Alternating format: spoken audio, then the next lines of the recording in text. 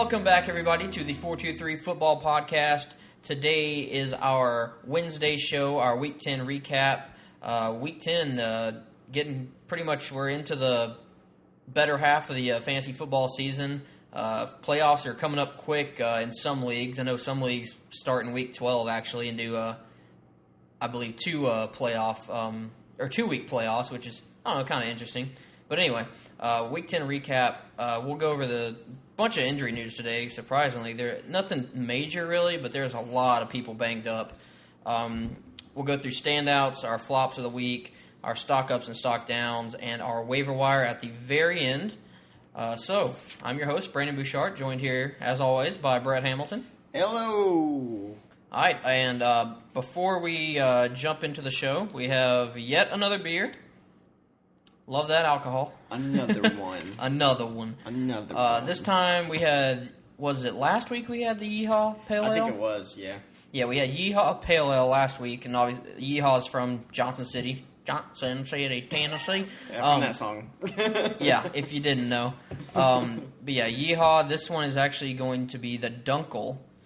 So, the Dark Lager. The Dunkel Dark Lager. Dunkel Dark. Yeah, so I'm going to crack this baby open. Me too. And again, thanks to Steel for hooking us up in a big way with plenty of Yeehaw. Yep, I like it. Bittersweet. Bittersweet. All right, so before we get into the news, I got a little I guess, drop meter thing, I guess, on a scale of like 1 to 10, 1 obviously being you're not dropping him at all, 10, you're definitely dropping him. I just got 4 names here, so just really short. All right, first one, Darren McFadden had 1 carry in this past game for -2 yards. You holding on to him or dropping him? Scale of 1 to 10. Scale of 1 to 10, I'm going to say about an 11. Not even worth it. Get him off your roster. Yeah, get him out.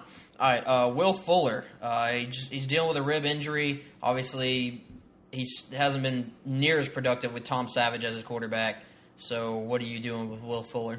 It's probably about a 7. I mean, it was already like in the 5 to 6 range without the injury news, without Deshaun Watson. So, he's moved up to about a 7. You don't have to drop him, but if there's a better option out there, obviously. There's probably a better option on your waiver wire. Yeah. All right, Buck Allen. Danny Woodhead might be back this week. Buck Allen's had not really much of a role as of late, and Danny Woodhead's definitely going to chip into that. I don't know. That's kind of a situation where I could understand just kind of waiting and seeing what happens, because he pretty much split carries with Alex Collins. He's more productive than Alex Collins, but he's more of the same type of player as Danny Woodhead coming back. So, if you can roster him, I can see the case for holding on. All right, one more, Jordy Nelson. We've seen it's been a tremendous drop off moving from Aaron Rodgers to Brett Hundley. Hundley seems to love Devontae Adams. He's been targeting him quite a bit, and even Randall Cobb more than Jordy. So, what are you doing with Jordy? I can't drop him. I don't want to play him. Yeah. So I'd say he's about a 3 or 4. We'll call it 3.5. 3.5. Yeah. 3.56. Yeah. There you go. It's really sad. I mean, it just really speaks volumes that just how deep that chemistry was between him and Aaron Rodgers. I mean, that's one of my favorite duos to watch, like quarterback wide receiver duos to watch whenever they're both playing. Obviously, it's just every time Rodgers would get out, start to scramble a little bit, he knew Jordy was going to be taking off down the field. If he wants to take a shot, he knows he can, and they're probably going to connect for either a long gain or a touchdown. So, yeah. I will say Brett Hundley is getting more and more comfortable each and every week. Yeah. Obviously, we're seeing Devontae get production. I still don't know really if Jordy will get to that point, but Hundley he's throwing it more. He's throwing it better, and He had some good catches. Yeah, he had some good passes. That's definitely a nod to hold on to Jordy Nelson. Yeah. All right, going to jump into the news. Like I said before, a lot of people banged up this week. A lot of things to monitor throughout the week. So, first things first, Devonta Freeman, he's in the concussion protocol. He's listed as doubtful for Monday versus the Seahawks. So, I don't think he's going to play. No, I don't either. Tevin Coleman, definitely. We've talked about him in the past. Yeah, he's one of the best handcuffs out there. Yeah, he is easy RB1. Yeah. Most weeks. I know it's going to be a tough matchup against the Seahawks, but I still see him. He's going to catch plenty out of the backfield. Yeah. And that Seahawks defense, especially in the secondary, has been very, very banged up. A lot of key pieces missing. So I think Tevin Coleman might still be pretty decent against the Seahawks. Yep. All right, Danny Woodhead will practice this week. Still uncertain whether he'll play or not. Just something to keep an eye on. I tend not to start players the week after they come back from significant injuries. It's more like a wait and see and how they get back into the offense. Yeah. So temper expectations there. But if he's on your waiver wire, I would definitely go out and try to add him. All right, Tyrone Smith, uncertain again for this week. Obviously, we saw this past week. He was out, and Chaz Green, I think the left tackle's name was for the Cowboys. No, it was a window. Chaz Window Green. It was.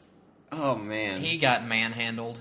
Dak got sacked 8 times in that game. Adrian Claiborne had 6. He had 6 of those 8. He's not even known for that many sacks. It was literally an open door to the quarterback. It was. They honestly just probably should have just left the position just open and put in like an extra running back to block Adrian Claiborne. I don't know what the problem was.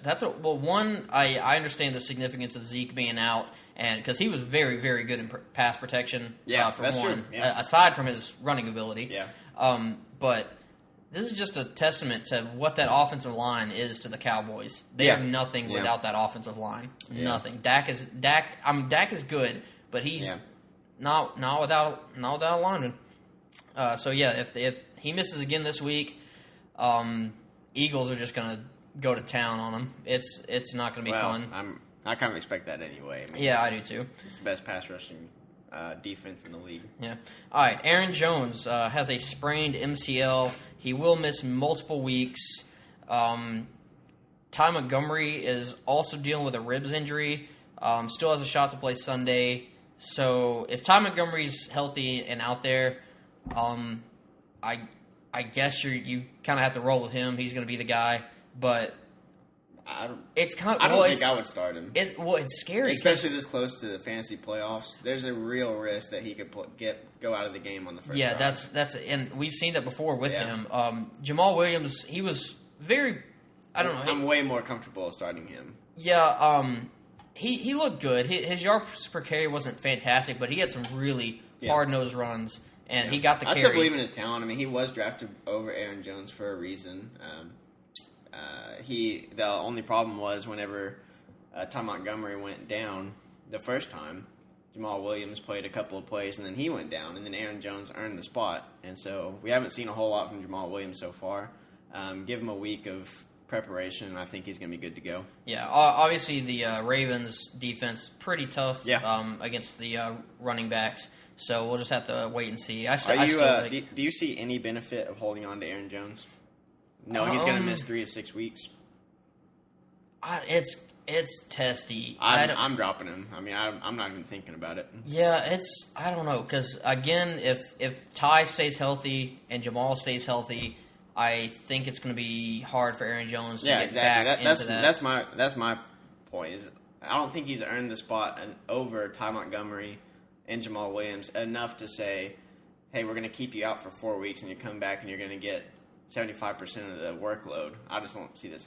And plus, when he comes back, it's probably going to be week 1 of your fantasy playoffs. You don't want to start him that week 1. You got to hold him and see. And then you're going to be relying on him in your fantasy and that's championship. That's if you make it. Yeah, too. Exactly. Yeah. So I don't see any benefit of holding him. All right, Brett Hundley, speaking of the Packers, also dealing with a hamstring injury. It appears to be minor. I expect him to play. He didn't miss any time, did he? No. It was just shown at the end of the game. And with like 4 minutes left to go in the game. He had like a 15-yard scramble. Yeah. So I don't see much there. If something were to happen and he does sit, it's not going to be pretty with Joe Callahan. I can tell you that right now. You're not a Callahan believer? No. Unfortunately not. All right, Will Fuller, we talked about him a little bit earlier, dealing with the rib injuries, uncertain for Sunday. Jacoby Brissett, he's in the concussion protocol. Alan Hearns, dealing with an ankle injury. He was seen on crutches after the game. I think this is going to be similar to what we saw with Emmanuel Sanders a few weeks back. Oh, yeah. He's going to miss a couple of weeks, which isn't... I don't know. They're lucky. D.D. Westbrook he's finally expected to be back this week, or to actually play this week. I shouldn't say back. He hasn't been here. So, but anyway, Marquise Lee is obviously the guy to own in Jacksonville. D.D. Westbrook, I really really like as a flyer. See what he can possibly do. Yeah. Phillip Rivers is in the concussion protocol as well, in danger of missing, I believe, his first game in years. It's been a long time. But something to monitor there. I don't even know what their backup is, honestly. No clue. I couldn't tell you. Yeah, no clue. But I can tell you it's not going to be pretty if they have to go to a backup. No. Zach Ertz, good news here. Full participant on Monday's practice, so very good news. So he should be back. That bye week should get him well rested.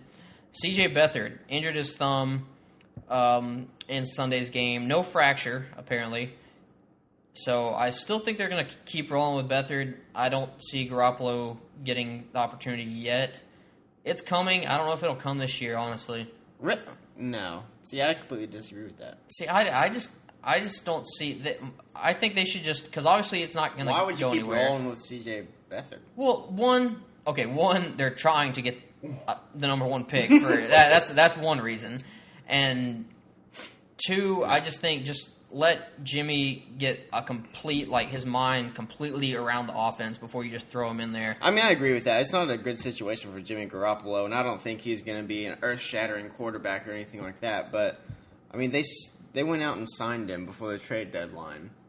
His contract is up at the end of the year. They're either going to have to pay him a boatload or franchise him. And do you want to do that without getting any real game experience? I mean, that's a big leap of faith. Yeah, I don't know. I mean, well, maybe I don't know. I don't know what John Lynch is thinking. Kyle Shanahan, I trust him and what he can do with the offense and what his decision making with Garoppolo. But speaking of QBs, behind Phillip Rivers, we've got Kellen Clemens. Oh yeah, and Cardale Jones. Oh my God! College superstars right there. Goodness gracious.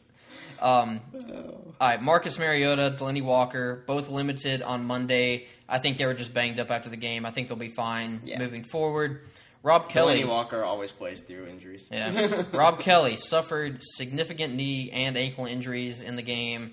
He was placed on the IR, so it's going to be all Pirine and all Chris Thompson from here on out, which is, I think it's better, honestly. I like Rob Kelly and all, but having a three-headed backfield, definitely not as pretty as having a... I hope they give Pirine a bigger chance. I think obviously they have to now. I mean, they've been giving him work. It's just one game script's not the best. That's the problem. Chris Thompson I still like Chris Thompson more. Yeah. But Pirine, I really want to see what he can do. Yeah. I think he's going to emerge as the clear one and two down back. Another thing I want to mention is Greg Olsen. Riverboat Ron said he's going to be expected to be ready to go week 12. So week 12. Keep that in mind. Yeah, definitely. If he's on your waivers, grab him now. Oh, yeah. Grab him now. If you're in a fab league, spend it all. All right, Curtis Samuel out for the season, speaking of the Panthers, with an ankle injury. Apparently there's some torn ligaments there in his ankle. That kind of took me by surprise. I didn't expect that. Obviously, Panthers' receiving core is pretty much decimated. Or traded. But they seem to be running the ball just fine, so it shouldn't be that big of a deal. Whatever. CJ Prosise officially placed on the IR. Anyone who is holding on to him, hoping that he could make it come back this year, the guy just can't get healthy, and it's sad. It's one of those players that he's just been riddled with injuries his career. It is sad. Yeah. All right, that's all for the news for now. we are going to move into our standouts from Week 10. So, QB position. Who we got? My standout of the week is Jared Goff again. Just continues to fight for that just a weekly top 5 QB starter for fantasy. 25 attempts, 37. 25 for 37 with 355 yards and 3 touchdowns. He's just getting it done, and that offense is scoring a ton of points. I don't even in the worst of matchups, I'd still like this week. Playing. I mean, they got Minnesota this week, so that's even then I'm not worried. Yeah, but I'm still rolling Goff out there, even as even if you're just still in one of those leagues where you can possible streaming option. Yeah, I'm still all for it. Yeah. I mean, if he's available to stream, do it. If you picked him up as a stream option, just let it ride. Yeah. All right, my standout at the QB position, Cam Newton. Cam Newton, 35 points, 95 rushing yards. Obviously, most of that came on one 60-something yard run. Yeah. But the offense is looking dangerous now. Just the inconsistency is ridiculous with him. Yeah. I really can't. One week he could be obviously do this. The next week he could have a fantastic matchup and poop the bed. But I don't know. It was an impressive outing, but I think the Dolphins are a lot worse than 4-5. Their 4-5 record shows. Oh, they are very bad. They're in shambles. That was a really favorable matchup, and so the promising thing is the rushing yards and the rushing attempts of Cam Newton. Yeah. Because if he's doing that, and obviously Christian McCaffrey's finally getting into that backfield role, and it's really opening things up. Devin Funchess is getting involved. Greg Olsen soon to be back. I don't know. It might be a very good sign for Cam Newton. Definitely better signs than the beginning of the season. Yep. Running back. My running back standout, sticking with the Panthers, Christian McCaffrey. 2 touchdowns in this game. He's actually getting goal line now. I know Jonathan Stewart had a pretty good game as well. I think they ran for over 300 yards rushing. But Christian McCaffrey, 2 touchdowns. I don't want to say. I mean, in the back of my mind, it's kind of like he's touchdown dependent. But they put him in situations where he can. Yeah. I mean, they get him the ball quite a bit. Yeah. So it all depends on his usage, and right now his usage is favoring fantasy. Yeah. Who's your running back standout this week? Mark Ingram, 131 yards, 3 touchdowns versus the Bills. The Bills were supposed to be a pretty good defense, and I think they do have a pretty good defense. But Mark Ingram just continuing to get it done. 30 fantasy points. I mean, you'll take that every day of the week. I sure will. In our dollar bet, Mark Ingram's sneaking up on Gurley now, baby. No, I'm not even worried about that. Oh, you should be. Can you go ahead and just throw Alvin Kamara in there too? Because I mean, the guy had 138 and a touchdown. You also, I mean, he actually had more yards. It's just the touchdowns, and it's just so strange in a game that the Saints scored 6 touchdowns. Drew Brees threw 0 touchdown passes. What do you do with Drew Brees if you're rolling with him every week? He's been a total fantasy letdown at the QB position. Yeah. It's just that they're not using him in traditional Drew Brees ways. It's because their defense is actually stopping people, and they don't have to. And they've had a pretty favorable schedule. That and their running backs are just filthy right now. Absolutely filthy. That Bama Vols 1-2 punch is really dynamic. Oh, it goes back to college. Yep, always. All right, wide receiver standout. Who you got? Robert Woods. He's becoming a very consistent wide receiver fantasy option. He's 8 for 171 yards and 2 touchdowns against the Texans this past week. He had a season high of 10 targets. And of those 10 targets, he caught 8 of them. That's what you want to see.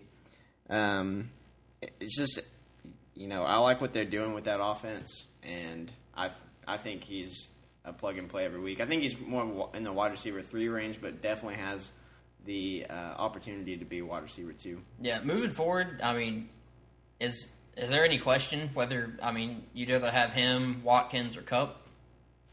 I would go Woods. Yeah, I would too. Yeah. I would too. I mean, Goff is really looking towards him. Yeah, I mean, it's all about the targets. And he can do anything. He can be the possession guy like Cooper Kupp, and he can be the downfield threat like Sammy Watkins. So it's like the perfect combination. Anyway, my wide receiver standout, Adam Thielen. Yep. 8 of 12 targets, 166 yards, and a touchdown. We said this going into last week. We said Stephon Diggs. Granted, he did get in the end zone. Diggs did get in the end zone, but I've been favoring Thielen all year to Stephon Diggs. Adam Thielen is one of the most underrated receivers in the NFL. Yeah. It's not even a question. Yeah. Hopefully, people will start realizing that he's a younger Jordy Nelson. Yeah. And he's got the size. He's got the hands. He's got the mental. He's extremely sure-handed. Yeah, sure-handed, and his mental game is I love seeing smart players. Yeah, because I mean, even though they might not be the most talented, which I think Thielen is. I mean, that's fine, but I love seeing mentally strong. Do you have any prediction for what that offense would look like if Teddy Bridgewater starts to start? Honestly, I think it hurts the receivers. Yeah, I do too. I mean, that's what I was going to say. I think it hurts the receivers. I don't think you can take Case Keenum out right now. No, you can't. I mean, I like Teddy Bridgewater. He's obviously the future of that team. Yeah, oh yeah. But he's not like that gunner. You don't have to put him in to win, obviously. Yeah, he's not the gunner that we've seen Case Keenum or even Bradford be. No. And Bridgewater we really haven't seen without I don't think we've seen him without Adrian Peterson to lean on that crutch. No. So I don't know. I think they just keep rolling with Case Keenum. I do too. If he keeps doing what he's doing, all for it. If he does start to slip up, then I understand. But we'll see this week. This is going to be a heck of a game this week. Vikings-Rams. That'll be a shootout. Well, any game that the Rams are playing in is going to be a shootout. And surprisingly, those two have really good defenses too. I don't know. We'll talk about it in our preview show. Yeah. But anyway, tight end standouts. Last ones. Vernon Davis, 11 targets, 76 yards. Not definitely good in PPR. But I just wanted to mention him because as long as Jordan Reed is out, start Vernon Davis. He is a very valuable asset to Kirk Cousins. Kirk Cousins loves throwing it to the tight ends, and Vernon Davis is that seasoned veteran that is he's going to produce when he's on the field. Yeah. Tight end for me that stands out. Actually, I got two. I'll just go on a Evan Ingram. Yet again, gets in the end zone. He stands out every week. Yeah, 4 straight weeks. Yeah, only 31 yards, but still he's getting in the end zone. So that's what you can say about a lot of tight ends. Yeah, definitely. Jimmy Graham also gets not only 27 yards, 2 touchdowns. However, so Russell Wilson's looking at him in the end zone. I really enjoy seeing good Jimmy Graham again. It is. It's a beautiful thing. He was just. I just think we just forget how good he was when he was on the Saints. He was better than Gronk. He was better than Gronk. Yeah, I will say that There's not even a question. Yeah. Prime Jimmy Graham is better than Gronk right now. But as soon as he went to the Seahawks, he saw that huge drop in performance. It was awful to see. But he's picking it back up. They're figuring it out. Yeah. I'm going to run through a few other standouts I had listed. There were a lot of high scores this week, especially receivers. But yeah, we mentioned. Let's see, I'll just go through receivers. That's the main thing. Devin Funchess, 92 yards, 2 touchdowns, bunch of Funch. Good to see him get in the end zone. Finally had a really game we've been waiting for. Yeah, Juju Smith-Schuster, 97 yards and a touchdown. Man, he just continues to produce, man. I like him. I love watching him play. Yeah, it's exciting. He's just fun. Yeah, he's like that exciting and like fun, like happy-go-lucky guy, but he's humble about it. It's not like you see other guys go out there and you know what I'm talking about. I know. Yeah. Anyway, Golden Tate. Also 97 yards and a touchdown. He just keeps dominating. Matthew Stafford is finding him left and right. He cannot. No one can cover him at the moment. It's not a question between him and Marvin Jones anymore. Yeah. Devontae Adams, 90 yards and a touchdown. Brett Hundley has eyes for him. Yeah. Even in the Brett Hundley Packers, I have no problem starting Devontae Adams. I don't really want to rely on him as a wide receiver 1. Yeah. Robbie Anderson gets in the end zone. It was kind of garbage time, but still. It was definitely garbage time. Yeah, Robbie Anderson, I've been raving about him for a while. I mean, it's still going forward. I like him a lot. Yeah, I love the guy. Sterling Shepard. Sterling Shepard, 142 yards, getting tons of targets. Him and Evan Ingram, pretty much the only guys getting targets on that team. Yeah. Emmanuel Sanders, 137 yards. Marquise Lee, 55 yards and a touchdown. I do want to mention Maurice Harris, Redskins receiver. One of the best catches I've seen all year. I think that's a play of the year so far. That makes Odell Beckham proud any day of the week. Yeah, that was really impressive. Maybe it's enough to get him going moving forward because Terrell Pryor's obviously not doing anything. Maybe he'll get some more touches. Maybe. And last one to mention, Marquise Goodwin. Yeah. Caught the 83-yard touchdown. It definitely paid off for that one play. Yeah, obviously we heard we saw his emotional reaction after the touchdown. Yeah, which no one understood. Yeah, and then after the game. And then after the game, we all saw that, and it's just messed up situation. I can't even imagine. But I mean, that was insane. Just the balls to play in that game, and just that's incredible. I love seeing stuff like that. That was tough. That's incredible. And to come out and get an amazing touchdown. He just burned the entire defense. Olympian speed. Which is what he should do every play. Yeah. But it's kind of, he's on bye this week, and he comes back and plays Seattle the next week, so it's kind of tough going forward. But I think he's one of those players that you can plug in if you really need to win a game, and he has the opportunity to get those really deep touchdowns. Yeah, and obviously that make your week. He's pretty much the only receiver on that team at this point. Yes. Yeah. All right, flops of the week. We'll go through these pretty quick. QB flop of the week. I got Tyrod Taylor. Yeah. 2.94 fantasy points. I thought he was going to have a much better game than this, but Saints shut him down completely. Yeah, it wasn't even close. That was painful to watch, actually. I got Dak Prescott, only 176 yards. He is really missing Tyron Smith. Yeah, he is. Adrian Claiborne with the 6 sacks. We already went over that. 8 sacks total for that team. It was awful. If Tyron Smith doesn't play next week, it's going to be more of the same. He's playing the Eagles, and they have the best pass rush in the league, so it's going to be tough going forward. But, yeah, just really underperformed.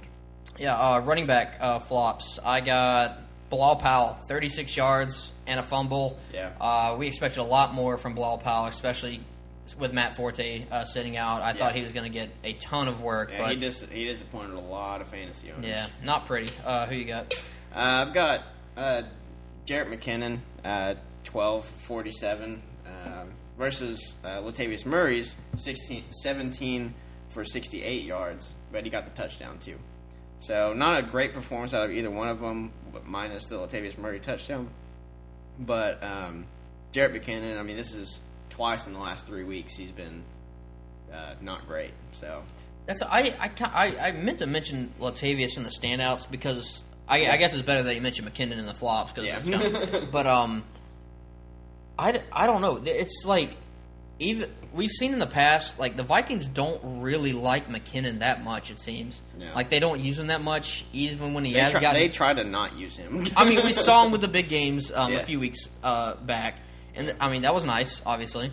But they went out and got Latavius Murray for a reason. He was banged up at the beginning of the year. They went out and got him before they even drafted Dalvin Cook, so they had in mind that Latavius Murray was going to be the guy.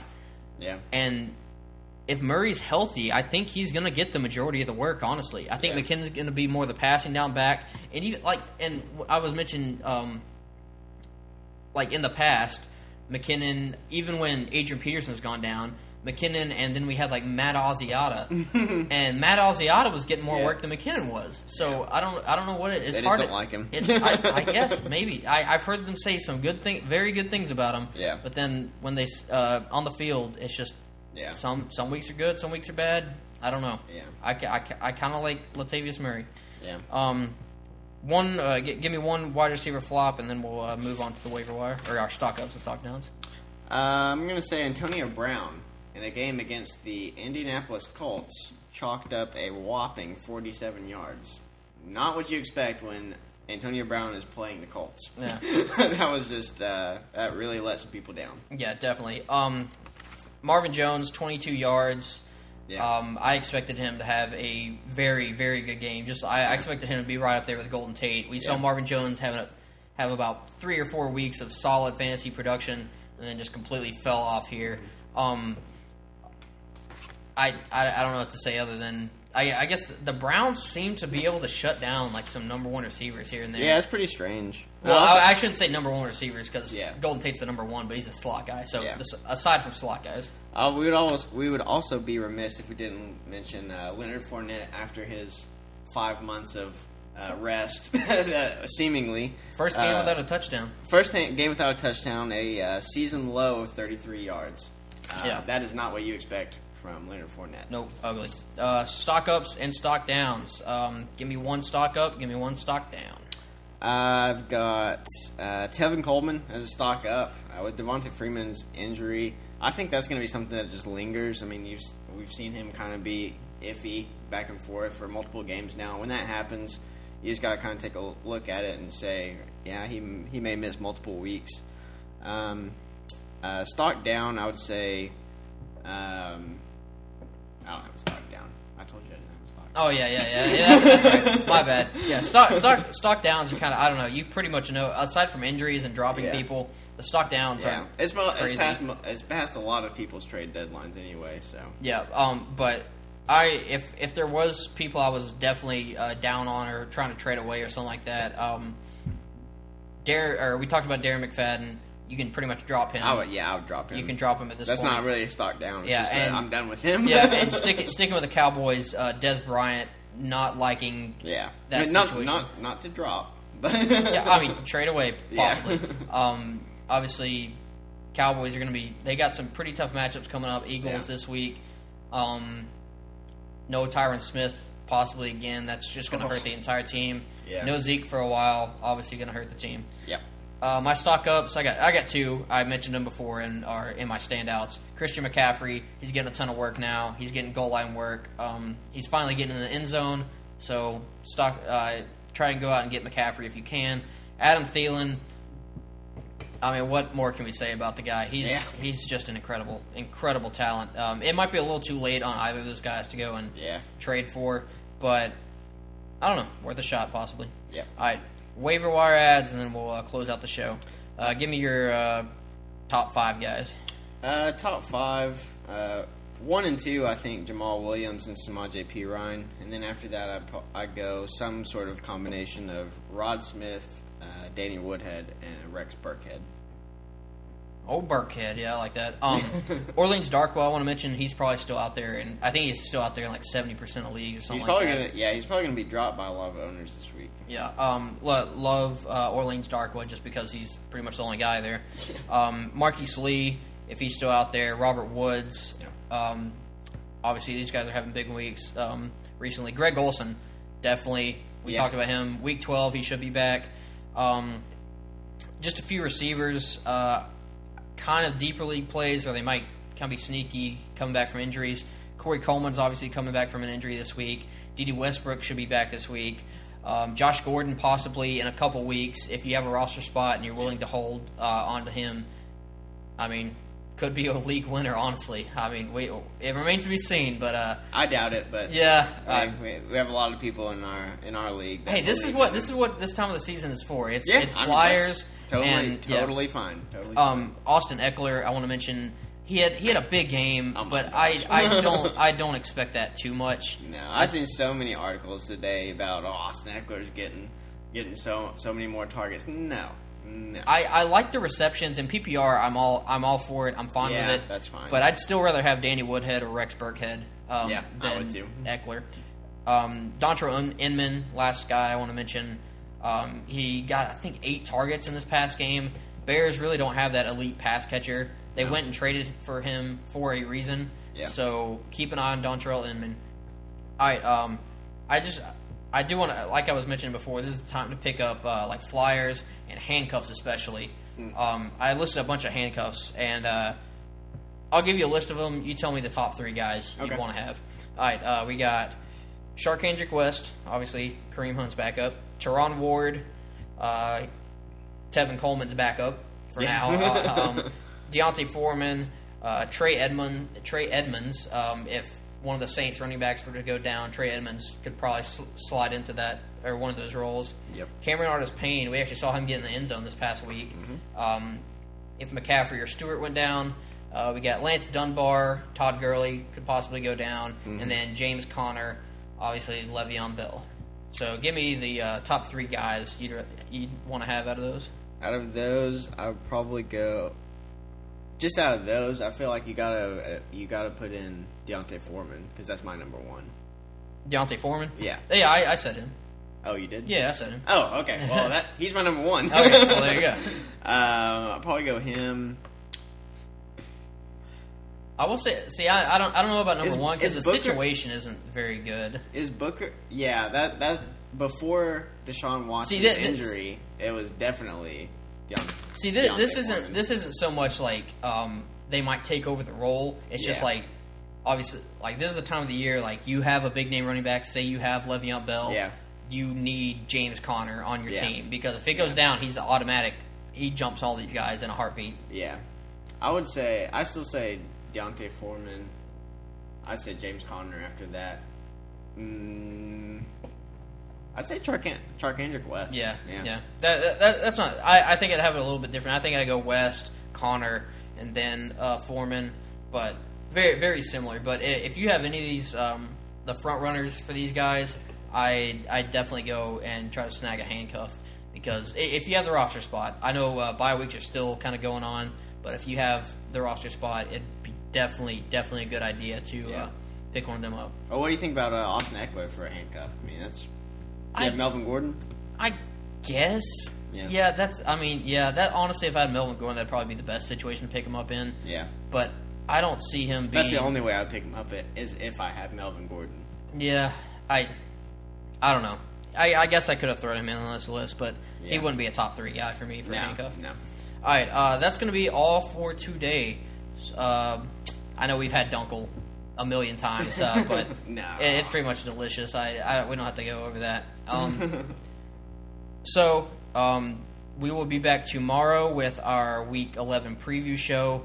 We'll be back on Friday with our KPT Ballers League of Records show. So follow us on Twitter and Instagram at the 423 Football. I think something messed up last week when I posted the starts and sits because I don't know if they ever went on Twitter for some reason. Oh, but I don't know. Well, we normally have them on Twitter. Yeah, that's why you should just go ahead and follow us on Twitter and Facebook. Follow us on all platforms at the 423 Football. We'll be posting over there all the time if you want the latest, and definitely subscribe on iTunes, Google Play, and YouTube, and on Twitter and Facebook. Leave your questions. Give us a review. Send us any questions you want, really. So thanks for listening. We are the 423 Football Podcast. Peace out.